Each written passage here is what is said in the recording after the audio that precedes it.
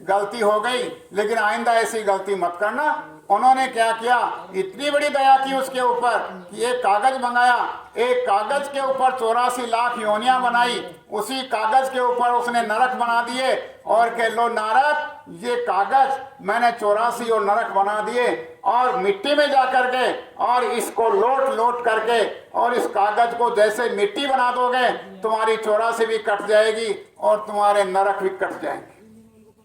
इतना सतगुरु दयाल हमारे ऊपर दयालु होते हैं और इतनी बड़ी दया उनकी हमारे ऊपर होती रहती है। इसलिए सतगुरु दाता दयाल अगर हम यहाँ से निकालने के लिए जब वो आते हैं और हमारी वो मदद नहीं करेंगे, हमारे कर्मों को माफ नहीं करेंगे, तो इस दुनिया में और कोई भी माफ करने वाला नहीं है, कोई माफ नहीं करने वाला।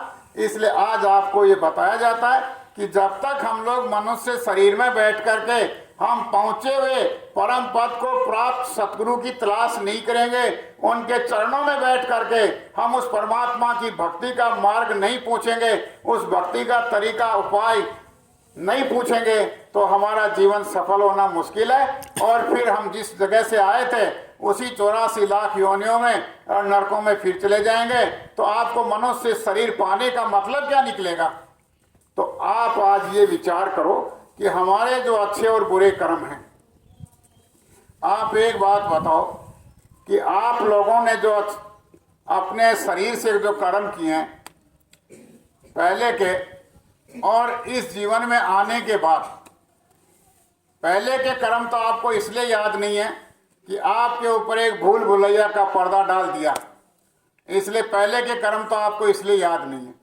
लेकिन इस जन्म के अंदर आप लोगों ने क्या किया वो तो कम से कम आप लोगों को याद होगा ही। कितने नेक काम किए, कितने अच्छे काम किए, कितनी सीव फोड़ी, कितनी उम्र बढ़ा बढ़ा करके दूसरे की जमीन को छीना, कितना हम लोगों ने अपने शरीर से क्या क्या किया, ये सारा काम कितने हम लोगों ने नेक काम किए, ये तो हमको अच्छा लगा ही होगा, इसका तो पता होगा ही। लेकिन इन सब चीज़ों की जितने हमारे शरीर से पहले के और अब के अच्छे बुरे कर्म हैं, अगर आप अपने परिवार के लोगों से ये कहो कि मेरे जितने भी खोटे बुरे कर्म किए हुए हैं शरीर से, तुम सारे परिवार वाले मेरे इन खोटे बुरे कर्मों को बांट लो, बांट लो। तुम मेरे 4 लड़के हो तो चारों बांट लो, चारों की औरतें बांट लें, चारों के बच्चे बांट लें, पत्नी बांट लें। कहो उनसे, अगर वो कह दें कि तुम्हारे जो कर्म किए हुए हैं उनकी सजा हम भोग लेंगे, आपको हम फ्री करते हैं, आपके कर्मों की सजा हम भोग लेंगे, है कोई ऐसा? तो फिर ऐसी बात है, कौन भोगेगा इसको? खुद को भोगना पड़ेगा। अब खुद को भोगना पड़ेगा तो उसने पापों का बोझा इतना भारी बना लिया है कि वो जन्म जन्मांतर कल्पों कल्पों तक उसको चुका नहीं सकेगा। तो इसलिए सतगुरु जो दातार आते हैं हमारे बीच में, अब वो क्या कहते हैं कि आप लोगों ने जो कर्मों की गंदगी इकट्ठी कर रखी है, वो कर्मों की गंदगी को इकट्ठा करने का मेरे पास में तरीका है, जड़ी है, बूटी है। गुरु महाराज ने एक बार बताया कि जैसे महात्माओं का सत्संग चल रहा था, उस सत्संग के अंदर एक जवान आदमी था, एक लड़का था। वो लड़का बार बार महात्मा जी के सत्संग में उठ उठ करके विघ्न बाधा डाल रहा था। किस बात की विघ्न बाधा डाल रहा था? महात्मा जी कह रहे हैं कि ये संसार ये स्वार्थ का है, यहाँ कोई किसी का नहीं है, जो अकेला आया था और अकेले को जाना पड़ेगा। ये जो आप लोग आपस में मेल मिलाप प्रेम प्यार करते हो, ये सारा का सारा स्वार्थ का प्रेम है। तुम सब लोग एक दूसरे से बंधे हुए हो, ये मोह ममता में बंधे हुए हो। अगर आपका मोह ममता का बीच का पर्दा खत्म कर दिया जाए तो कोई किसी से किसी का कोई लगाव नहीं रहेगा। तो वो समझा रहे थे, वो बीच बीच में बोल रहा था, बात को काट रहा था कि नहीं नहीं, मेरी पत्नी तो मुझे बहुत चाहती है, मेरे माँ बाप मुझे बहुत चाहते हैं, मेरे भाई मुझे बहुत चाहते हैं, और वो मुझे इतना चाहते हैं कि वो मेरी पत्नी तो ऐसी है कि वो मेरे देखे बिना खाना ही नहीं खाती है।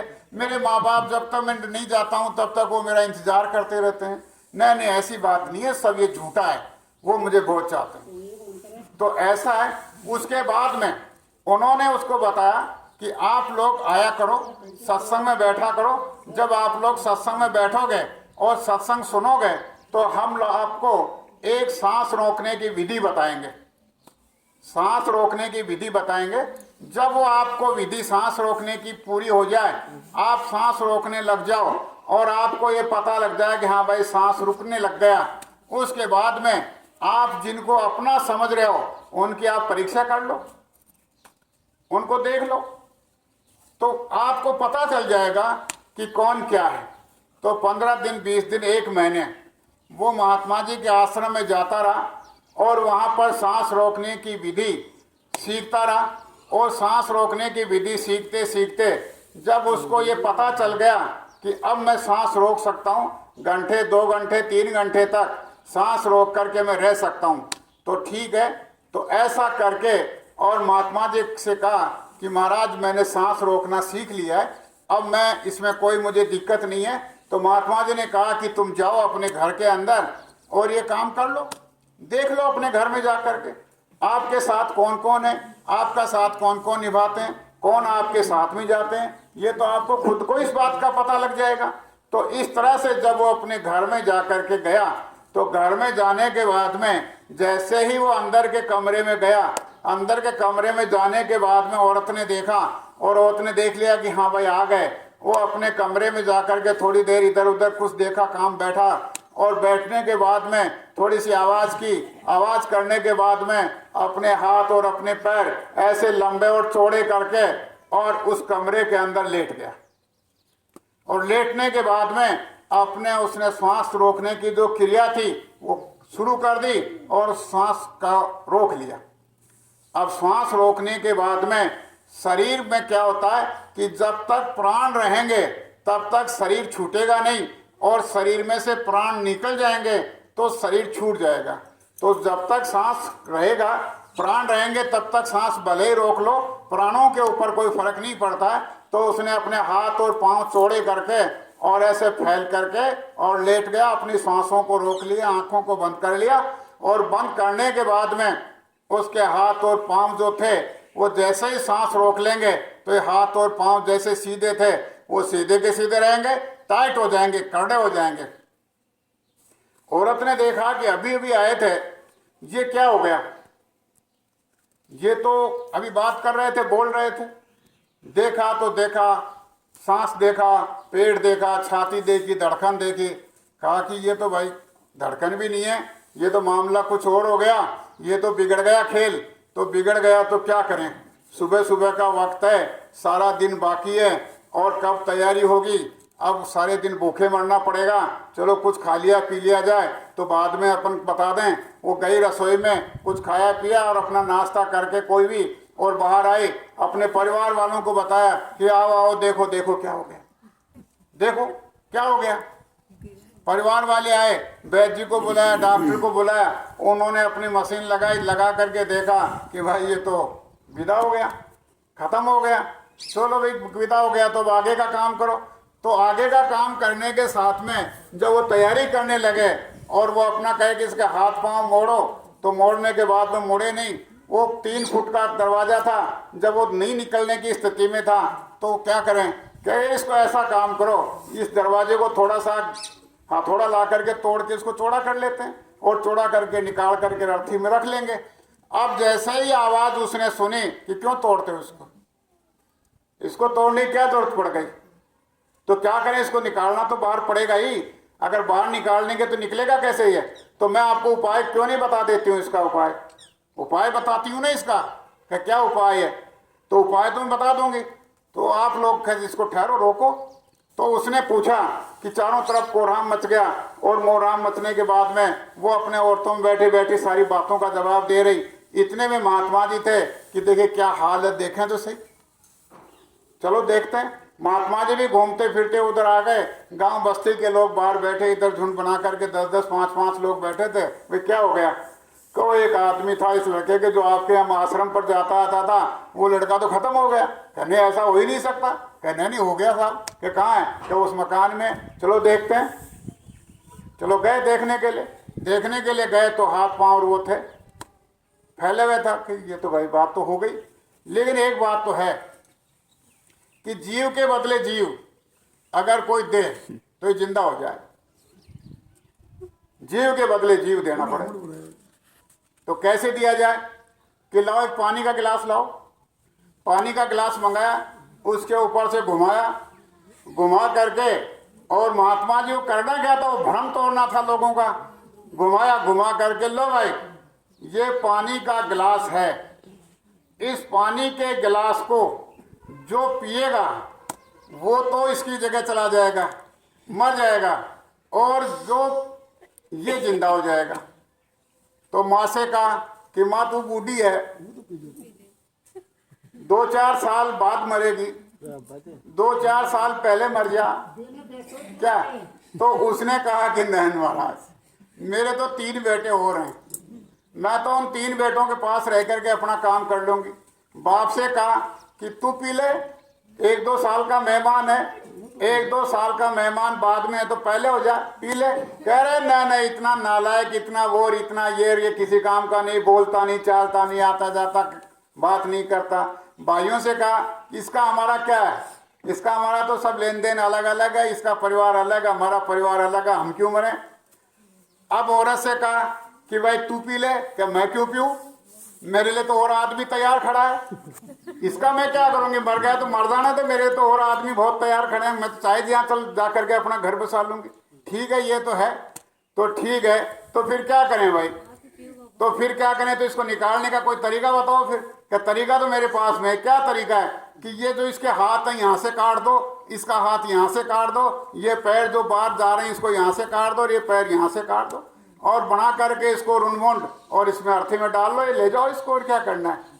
कि भाई हो गया है तो सारा फैसला कि तेरे कटने की भी तैयारी आ गई। वो सुन रहा सारी बात कि कटने की तैयारी आ गई, माँ को देख लिया, परिवार को देख लिया, पत्नी को देख लिया। अब महात्मा जी ने कहा कि भाई ऐसा है कि अगर कोई इसको पी ले, बस्ती में पी ले, तो बस्ती के लोग भी देख लो कि बस्ती वालों ने भी मना कर दिया। महात्मा जी ने कहा कि भाई ठीक है, अगर कोई न पिए तो हम पी ले। अरे महाराज ये तो इससे बड़ा और क्या अच्छा होगा, आपके कोई गाय न भैंस न कोई बाछी न कोई परिवार न बच्चे न बच्ची न औरत न कुछ, न मकान न जमीन न कुछ है, आप पी जाओ, जल्दी करो इसको, जल्दी पियो, जल्दी पियो, आप पी जाओ, आप पी जाओ, आप मर भी जाओगे तो क्या होगा, कोई बात नहीं है, चलो कोई बात नहीं। महात्मा जी ने वो गिलास पी लिया, पी करके वो खड़ा होकर देख लिया, ये तुम्हारी दुनिया है, ये दुनिया है। इसलिए गुरु महाराज क्या कहते हैं कि जो तुमने बुरे कर्म किए हैं वो तुमको खुद को ही भोगने पड़ेंगे, इसको भोगने के लिए कोई और नहीं होगा, आपको खुद को ही भोगना पड़ेगा। न कोई परिवार वाले भोगेंगे, न कोई मिलने वाले भोगेंगे, न कोई और भोगेगा। अब आपका आत्मा का कोई परम हितैषी होगा, जो आत्मा का दयावान होगा, जो आत्मा का मालिक होगा, जिस आत्मा को तड़पते हुए देख नहीं सकता, वो महापुरुष अगर दया कर दे और कह दे कि तेरे खोटे और बुरे कर्मों को मैं भोगूंगा, मैं अपने ऊपर लेकर के उनकी सजा मैं भोगूंगा, तेरे को मैं कर्म रहित कर दूंगा और तेरे को कोई सजा नहीं लेने दूंगा, तेरे को कहीं मार पीटने नहीं दूंगा, तुझे नरकों में नहीं जाने दूंगा, तुझे 84 में नहीं जाने दूंगा, वो होगा इस आत्मा का सच्चा साथी। जो आत्मा का सच्चा साथी होगा वो ही आत्मा के और मन के द्वारा किए हुए खोटे बुरे कर्मों को अपने ऊपर लेकर के और उनकी सजा भोगने के लिए तैयार होगा। और जितने भी आपके शरीर के साथी बनाए वो शरीर के साथी सारे के सारे आपके कर्मों के साथी नहीं होंगे, आपकी माया के साथी हो जाएंगे लेकिन कर्मों के साथी नहीं होंगे। आपके पास जो माया है उसको तो लेने के लिए, बांटने के लिए सब लोग तैयार रहेंगे, लेकिन कर्मों को भोगने के लिए कोई तैयार नहीं होगा। इसलिए आज आप लोगों से ये बताया जाता है कि आप अपने बुरे कर्मों को खत्म करने के लिए जब सतगुरु की शरण लोगे तो वो सतगुरु अपनी दया से आपको ऐसी नाम योग रूपी अग्नि अपने घट के अंदर जला करके और जो भंडार जो ढेर आपने जमा कर रखा है वो सारे ढेर को वो योग रूपी नाम की अग्नि जब अंदर प्रज्वलित होगी, जो जलेगी, तो कर्मों के ढेर को भी खत्म कर देगी। अब आपका बुरा कर्म भी खत्म हो गया, अब आपके बचे अच्छे कर्म अच्छे कर्म भी आपको यहाँ रोकने में बाधा बनेंगे। जब अच्छे कर्मों को आप लोग नहीं भोगोगे तो तब तक भी आप नहीं जा सकते। आपने जिसको खाना खिलाया है उसके यहाँ आपको खाना खाना पड़ेगा। जिसका आपने पानी पिया है उसको पानी पिलाना पड़ेगा। जिसकी आपने सेवा की है उससे सेवा करवानी पड़ेगी। ये सारे के सारे काम आपको, सेवा जो अच्छे नेक कर्म किए हैं वो भी आपको भोगने पड़ेंगे उनके साथ रह करके। अब आप फिर अटक गए, फिर आप लोग नहीं जा पाओगे। तो अब आप लोग जिसको खाना खिलाया और आपने, वो भी इस मनुष्य शरीर में है, आप भी मनुष्य शरीर में हो। मनुष्य शरीर छोड़ने के पहले उसने भी गुरु नहीं किया, आपने भी गुरु नहीं किया, अपने घर की कोई खोज खबर नहीं ली, अपने घर में जाने का कोई रास्ता नहीं बनाया। तो आप लोग क्या करोगे? वो भी 84 में जाएगा, आप भी 84 में जाओगे। उसको कब मनुष्य शरीर मिलेगा? आपको कब मनुष्य शरीर मिलेगा? जब तक दोनों का मेल और मिलाप नहीं होगा। आपके खाने और पीने का, आपके कर्मों के, अच्छे कर्मों का, कर्जे का, अदले का और बदले का कैसे आपका हिसाब होगा?